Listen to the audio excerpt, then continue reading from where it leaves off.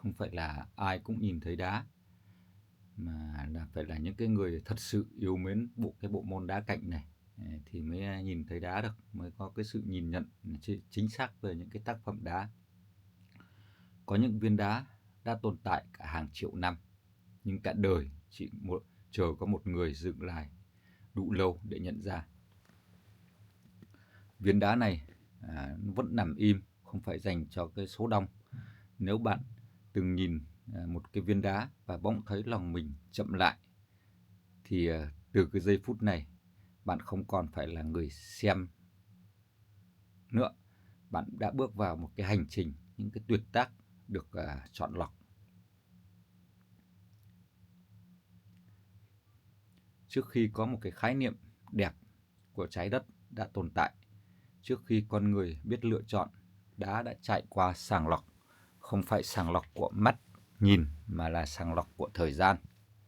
Trong lòng đất rất sâu và rất lâu, không có ánh sáng, không có lời khen, không có những cái người chứng kiến, chỉ có áp lực nặng đến cái mức mọi thứ đều tan rã.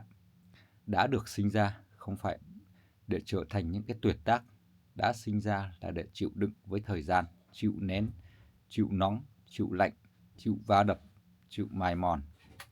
Hàng triệu năm đã không di chuyển, nhưng thế giới quanh đá liên tục thay đổi.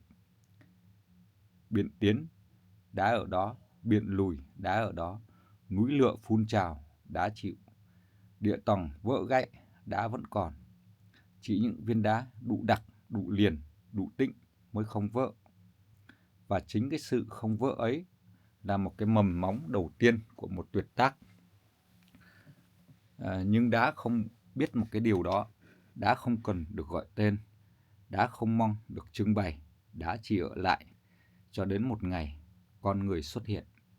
Con người mang theo một cái tốc độ của thời gian, mang theo mong muốn, mang theo nhu cầu, gắn nhãn mọi thứ, đẹp, xấu, quý, thường, đắt, rẻ. Và phần lớn con người đi ngang qua đá rất là nhanh.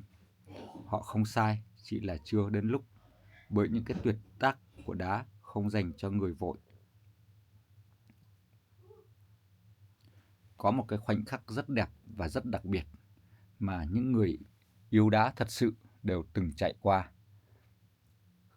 Đó không phải là lúc vừa nhìn vừa thấy cái viên đá, cũng không phải là lúc, lắng nghe người khác giới thiệu, mà là những cái lúc mình đã từng bước đứng trước viên đá ấy, một lúc thật lâu và bỗng nhiên không còn muốn nhìn thêm viên nào khác nữa.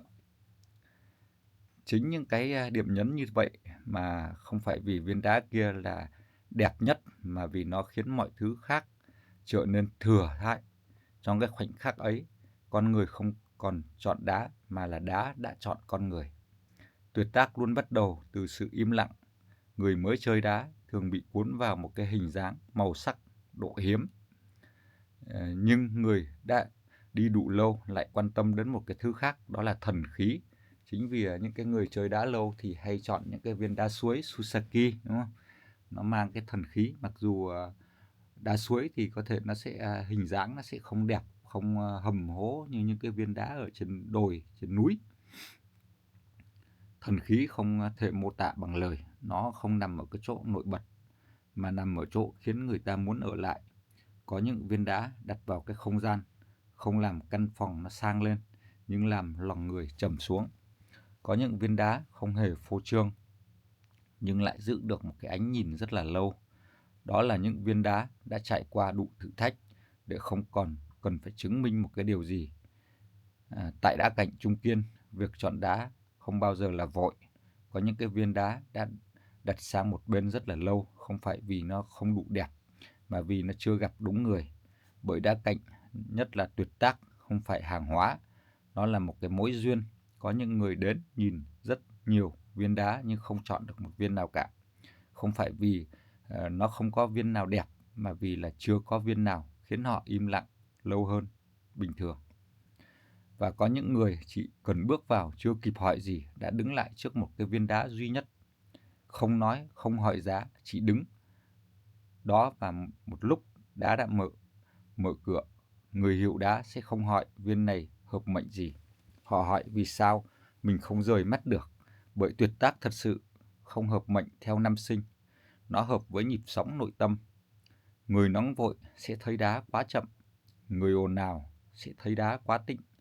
Chỉ những người đang đi tìm sự cân bằng mới thấy đá là câu trả lời. Là một cái người bạn đồng hành, tri kỷ. Có một cái điều rất ít ai để ý, đá cạnh không làm thay đổi một cái vận mệnh cho con người, nhưng đá giữ cho vận mệnh không trôi quá xa khỏi gốc. Khi con người sống quá nhanh, tâm trí phân tán. Khi tâm trí phân tán thì quyết định bắt đầu mọi thứ đều là sai. Đá không sửa sai thay bạn được, nhưng đá nhắc bạn dừng lại trước khi sai. Chỉ cần vài phút mỗi ngày ngồi trước một viên đá đủ tĩnh, hơi thở sẽ chậm, nhịp tim sẽ đều, suy nghĩ sẽ bớt sắc cạnh. Đó không phải là mê tín, đó là một sinh học tự nhiên. Bởi con người dù hiện đại đến đâu vẫn mang nhịp của tự nhiên trong cái dòng máu của mình. Và đá là ký ức lâu đời nhất của tự nhiên. Người đặt đá trong không gian sống không phải để mong giàu nhanh, họ mong ít sai hơn. Làm cuộc sống hàng ngày mình sẽ làm và hành động nó đúng hơn, ít nóng vội hơn, ít đi đến những cái quyết định trong những cái lúc mà tâm trí của mình nó loạn hơn, ít nói thừa hơn. Đá không cho thêm, đá chỉ lấy bớt đi của con người thôi. Và chính cái điều đó khiến đá trở thành những cái tuyệt tác. Có những viên đá càng nhìn lâu càng giống một người thầy, không dạy điều mới, chỉ nhắc những cái điều cũ mà ta đã quên. Rằng đứng vững thì không cần phải tranh với ai cả, im lặng thì không cần phải hơn thua, yên không cần phải chứng minh. Những viên đá như thế không nhiều, và đó là cái lý do chúng ta được gọi là tuyệt tác được chọn lọc. Có một cái điều rất là thú vị là đá cạnh chỉ thật sự sống khi nó được đặt vào đúng một cái không gian rộng, không phải là cái không gian sang mà không gian có chỗ cho sự tĩnh. Một cái viên đá đặt sai chỗ sẽ là vật trang trí, nhưng một viên đá đặt đúng chỗ sẽ trở thành trục cân bằng cho cả một căn nhà. Trong phong thủy, nếu bỏ hết những khái niệm phức tạp thì chỉ cần một điều rất đơn giản, làm sao để con người ở trong một không gian ấy cảm thấy dễ thở hơn, dễ chịu hơn mọi thứ. Đá được làm điều đó, chỉ có đá mới làm được cái điều đó mà không cần can thiệp bất cứ một thứ gì khác. Nó không đẩy cái năng lượng, không kéo vận may, nó chỉ giữ nhịp. Giữ cho không gian không quá bị động, giữ cho con người không bị cuốn quá xa.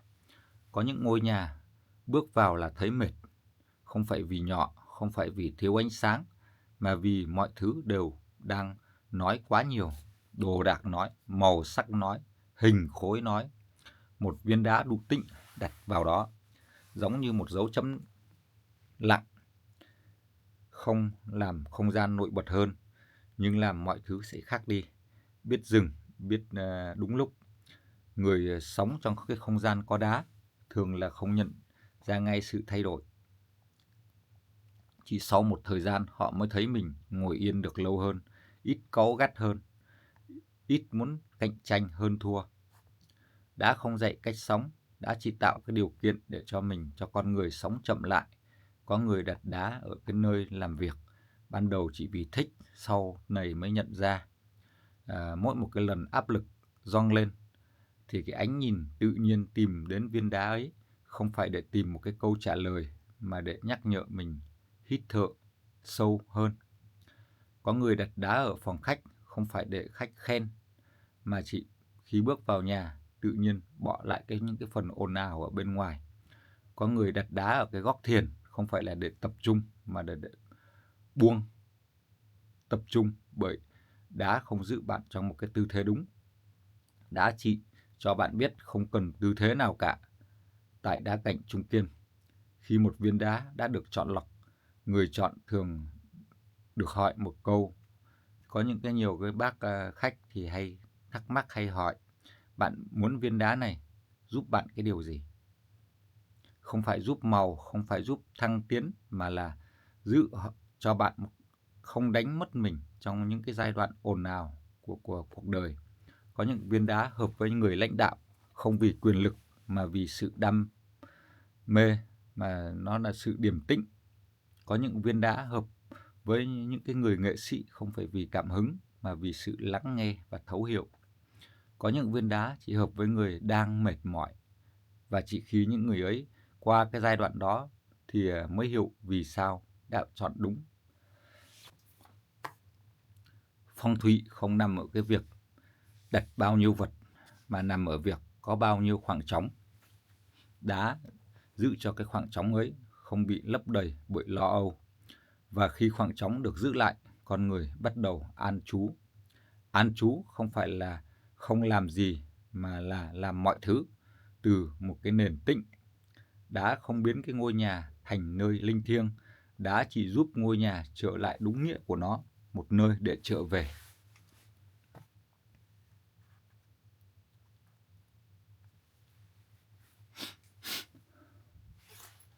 Có những viên đá được mua về rồi thay đổi chỗ liên tục. Có những viên đá được đặt xuống một lần và không bao giờ nhấc lên nữa. Không phải vì nặng, mà vì chủ nhà, cái người chủ của nó đã quen ở một cái góc nào đó, một cái ánh nhìn nó sẽ tập vào cái góc đấy. Quen với sự hiện diện của nó, quen với cái cảm giác yên ổn mà nó mang lại. Người sống cùng đá đủ lâu thì sẽ nhận ra đá không thay đổi, nhưng con người mới là thay đổi. Những ngày đầu ta nhìn đá để ngắm, và sau đó ta nhìn đá để nhớ. Rồi đến một lúc ta không còn nhìn nữa, nhưng vẫn biết nó đang ở đó. Giống như một cái người bạn già ngồi im trong phòng không nói gì, chỉ cần thiếu đi là thấy trống. Có những viên đá chứng kiến cả một đời người, chứng kiến những ngày rất vội, chứng kiến những cái quyết định sai lầm của mình, chứng kiến những lần quay đầu. Đá không phán xét, không nhắc nhở, chỉ ở đó đủ lâu để ta nhận ra. Có những gia đình truyền lại viên đá ấy từ thế hệ này sang thế hệ khác, không phải vì giá trị vật chất, mà là vì một cái kỷ niệm tĩnh lặng đá tích lại trong đó. Đá lúc ấy không còn là đá cạnh, mà là một cái nhân chứng thầm lặng. Tuyệt tác đến lúc này không còn nằm ở hình dáng, không còn nằm ở độ hiếm, mà nằm ở câu hỏi: nếu thiếu viên đá này, mình có thấy thiếu một điều gì đó không? Nếu câu trả lời là có, thì viên đá ấy đã hoàn thành một cái vai trò của mình. Tại đá cạnh Trung Kiên, người chọn đá không được khuyến khích người mua nhiều, bởi đá không phải là để sưu tập cho đủ, đá là để ở cùng. Một viên đá đúng, đủ cho một giai đoạn dài của cuộc đời. Khi giai đoạn ấy qua đi, có thể viên đá vẫn ở lại, có thể nó rời đi, nhưng điều chắc chắn là nó đã làm tròn một cái vai trò.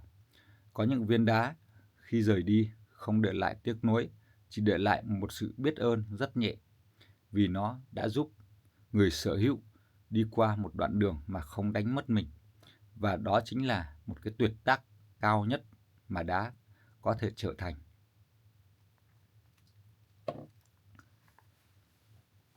Không phải viên đá nào cũng cần được chọn, không phải ai cũng cần nhiều đá. Chỉ cần vào đúng thời điểm, một viên đá đủ tĩnh để bạn dừng lại. Nó cũng như những cái con người, anh em mình, gặp đúng người, đúng thời điểm thì tự khắc nó sẽ thăng hoa. Đúng người lại phải đúng thời điểm. Nếu bạn đã nghe đến tận cái phút cuối của cái video này thì có lẽ bạn cũng là cái người không tìm kiếm cái sự ồn ào. Bạn tìm mà bạn đang tìm một cái chiều sâu. Bạn tin vào cái sự chọn lọc. Bạn hiểu rằng những gì ở lại lâu thì luôn cần phải có một cái thời gian. Cảm ơn tất cả mọi người. Cảm ơn bạn đã dành chọn cái thời lượng này cho đá cạnh Trung Kiên, chọn lọc những cái tuyệt tác và kể những cái câu chuyện. Hẹn gặp lại bạn trong những câu chuyện tiếp theo, nơi đá vẫn tiếp tục ở yên và con người tiếp tục những cái hành trình khám phá, tiếp tục những cái cách học chậm lại. Xin chào và hẹn gặp lại mọi người ở những cái video tiếp theo.